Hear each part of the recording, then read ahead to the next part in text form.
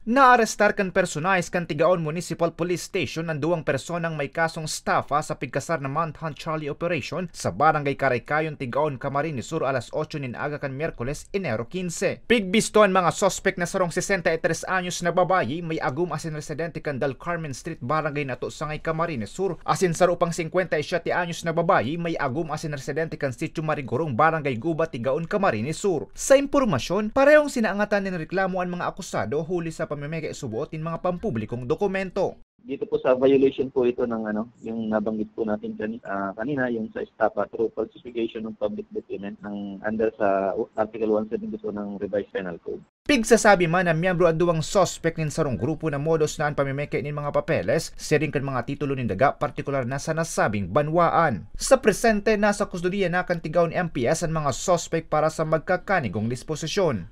Actually sir, ang nito, magkakasama sila sa isang transaksyon.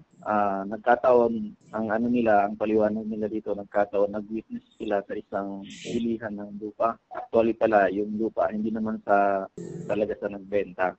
Kaya siyempre sila sir ang nag-witness dun sa transaksyon, sa mga documents na yon, legal documents na yon, kaya kasama ho sila sa nasampahan ng kaso. Ipigpapasalamat man kan autoridad ang padagos na pakikipagtabangan kan publiko sa saindang operasyon na nauli sa matarayumpong pagkakadakop kan mga sospechado.